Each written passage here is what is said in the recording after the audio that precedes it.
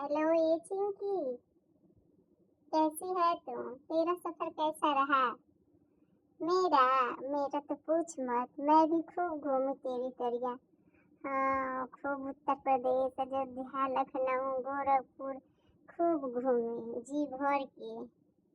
आय अरे नहीं, मैनपुरियो घूमी, सब घूमी रे भाभी के साथ। हर जगह ही गई थी मैं तो। न तू भी तो थी छछूनर कहीं की, इधर उधर उत्पात मचाए रहती थी।